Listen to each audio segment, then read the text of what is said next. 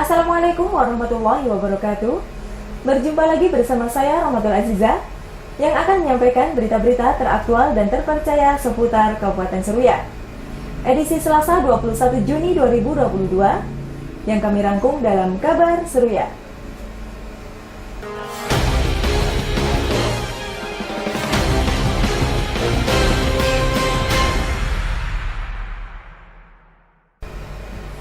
Bertempat di pendopo Rumah Jabatan Bupati Seruyan, Asisten 3 Sekretaris Daerah melepas secara resmi keberangkatan jemaah calon haji Kabupaten Seruyan tahun 1443 Hijriah.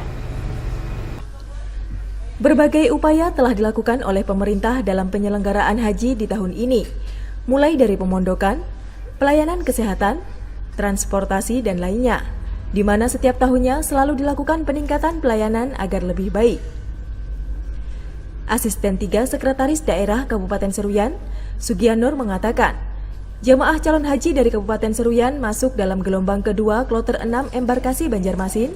Dalam keberangkatannya akan tergabung dengan jemaah calon haji dari Kabupaten Kapuas, Barito Utara, Sukamara, Katingan, Barito Timur, dan Murung Raya. Sugian berpesan, dalam menjalankan ibadah haji kondisi fisik harus dijaga dengan baik dan prima, serta selalu mentaati seluruh arahan dan petunjuk dari para pendamping, baik di dalam pesawat maupun di Tanah Suci Mekah nantinya. Atas nama pribadi dan pemerintah daerah, pihaknya akan senantiasa mendoakan para jemaah calon haji agar selalu diberikan kekuatan lahir dan batin serta kesehatan selama melaksanakan ibadah haji. Tim Liputan Seruyan TV. Asisten 3 Sekretaris Daerah Kabupaten Seruyan berpesan kepada seluruh jamaah calon haji untuk tetap bersemangat beribadah dan senantiasa menjaga kesehatan mulai dari berangkat hingga kepulangan nanti. Jemaah calon haji yang berasal dari Seruyan berjumlah 8 orang dari kuota yang diberikan sebanyak 731 orang.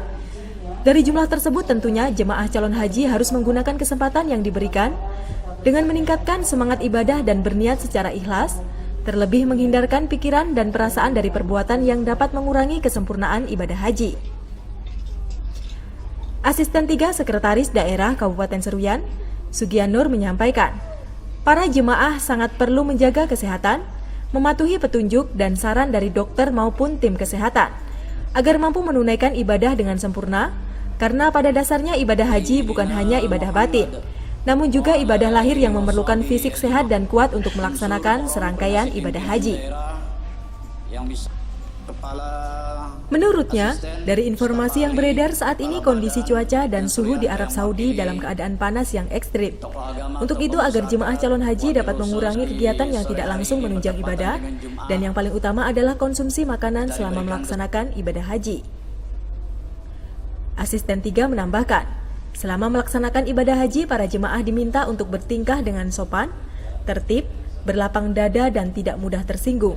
Secara khusus, jemaah haji agar mendoakan daerah ini supaya terhindar dari berbagai macam bencana.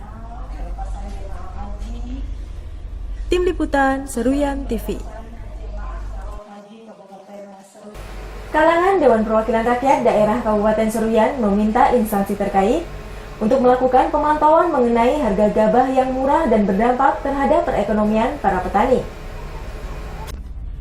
Sebagian besar masyarakat di Kabupaten Seruyan berprofesi sebagai petani, di mana saat ini para petani mengeluhkan harga gabah yang semakin hari mengalami penurunan, terlebih harga pupuk di pasaran yang cukup mahal dan beberapa kali mengalami kelangkaan. Wakil Ketua 2 Dewan Perwakilan Rakyat Daerah Kabupaten Seruyan, Muhammad Aswin mengatakan, pihaknya juga telah mendorong pemerintah daerah agar dapat mengaktifkan dan memaksimalkan fungsi dari badan usaha milik desa, sehingga gabah hasil pertanian petani setempat dapat ditampung sementara waktu dan bisa dijual kembali saat harga stabil. Selain itu, peran dari instansi terkait yakni Dinas Ketahanan Pangan dan Pertanian sangat diperlukan, sebagai upaya membantu memaksimalkan hasil pertanian milik masyarakat dan menjaga kestabilan harga. Beberapa kali yang sudah disampaikan juga, baik tahun-tahun sebelumnya sudah banyak disampaikan dan dikeluhkan masyarakat, dan terlebih lagi dengan sekarang ini kelangkaan pupuk, dengan petani sesudah panen, tapi harga gabah itu tidak sesuai dengan mereka harapkan. Dari dulu kita sudah menyampaikan juga ke pemerintah daerah supaya itu lebih diaktifkan khususnya kepada bumdes-bumdesnya di desa, supaya yang lebih leading sektornya desa bisa menampung apa yang menjadi kebutuhan di lingkungan desa setempat, nanti bisa di backup dengan pemerintah khususnya kepada SPD yang terkait, yaitu Dinas Pertanian dan Ketahanan Pangan, nanti bisa lebih maksimal lagi. Tapi yang terkhusus itu pemerintah, harapannya pemerintah daerah Kabupaten Seruyan bisa menyampaikan ke pemerintah desa, kelurahan dengan Pak Camat apa sih solusinya. Wakadua menambahkan, koordinasi antara pemerintah daerah dan pemerintah desa sangat penting mengatasi permasalahan tersebut. Bahkan jika ada rapat dengar pendapat, pihaknya siap untuk memberikan pendapat, masukan dan sekaligus menyampaikan aspirasi masyarakat. Tim Liputan Seruyan TV.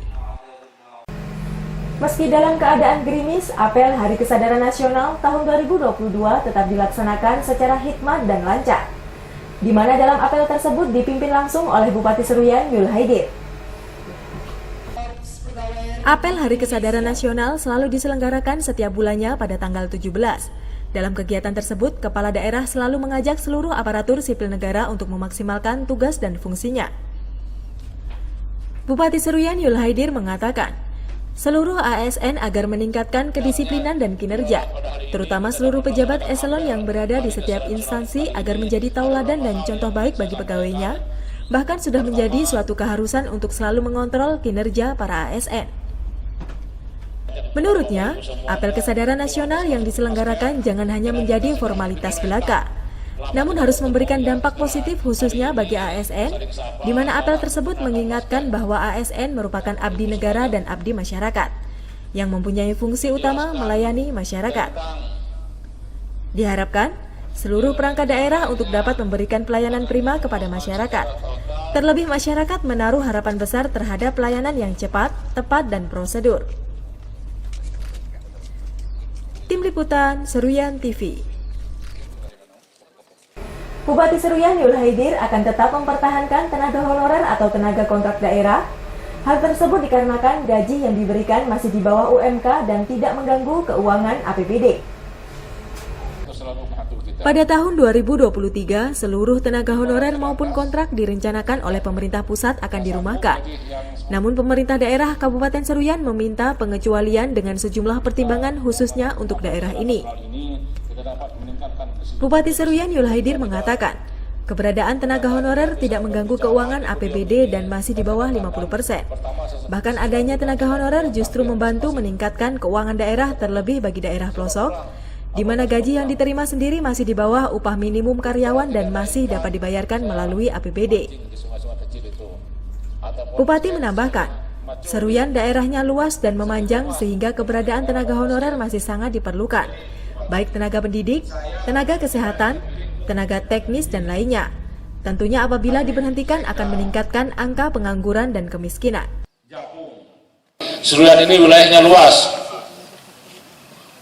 masih dibutuhkan tenaga honor ini, baik itu tenaga guru, perawat, kesehatan, tenaga pendidik, masih juga tenaga non teknis, tenaga teknis yang ada di SKPD masih dibutuhkan.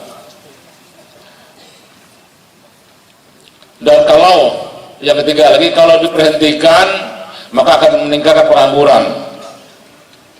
Akan banyak tenaga-tenaga kita yang biasanya ada kegiatan dan aja di rumahan tadi otomatis akan meningkatkan pengangguran. Itu berpotensi terjadi kerawanan sosial. Itu alat saya. Untuk itu, pihaknya akan berupaya untuk tetap mempertahankan tenaga honorer di daerah ini. Terlebih pada daerah pelosok, keberadaan tenaga honorer sangat membantu jalannya pemerintahan. Tim Liputan Seruyan TV. Beralih topik pemirsa, penyebaran pandemi COVID-19 di Kabupaten Seruyan sudah mengalami penurunan. Untuk itu, Dewan meminta agar pembelajaran tatap muka dapat dilakukan 100% dengan tetap memperhatikan ketentuan yang berlaku. Penyebaran COVID-19 khususnya di wilayah Kabupaten Seruyan sudah mengalami penurunan yang drastis. Hal tersebut ditandai dengan tidak ditemukannya kasus pasien terkonfirmasi, sehingga pembelajaran tatap muka secara penuh atau PTM 100% dinilai sudah dapat dilaksanakan. Anggota Dewan Perwakilan Rakyat Daerah Kabupaten Seruyan, Bejo Rianto mengatakan, proses PTM secara penuh sudah seharusnya dilaksanakan, namun tetap mematuhi protokol kesehatan yang ditentukan dan sejumlah peraturan penting lainnya, sehingga saat proses PTM berlangsung bisa berjalan dengan lancar tanpa kendala. Menurutnya, meski kasus COVID-19 sudah mulai melandai, pihak sekolah dan orang tua siswa harus tetap waspada. Jangan sampai pandemi COVID-19 kembali terulang karena protokol kesehatan yang tidak diperhatikan. Tentunya dalam hal ini peran pemerintah daerah juga penting untuk menetapkan kebijakan yang akan dijalankan.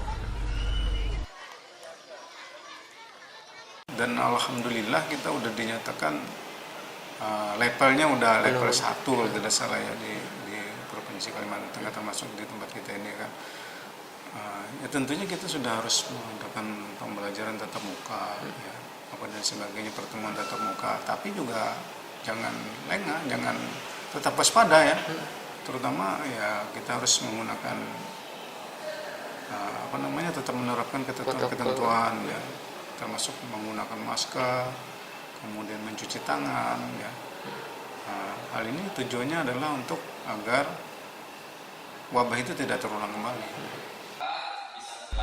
Bejo menambahkan, pada dasarnya orang tua menginginkan pembelajaran dilakukan di sekolah, dikarenakan apabila pembelajaran dilakukan di rumah atau jarak jauh menjadi sangat tidak efektif, bahkan banyak siswa yang lebih suka bermain daripada untuk belajar. Tim Liputan Seruyan TV. Demikian berita yang kami sampaikan kali ini. Saya Rahmatul Aziza, beserta kru yang bertugas mohon undur diri dari hadapan Anda. Terima kasih dan sampai jumpa. Wassalamualaikum warahmatullahi wabarakatuh.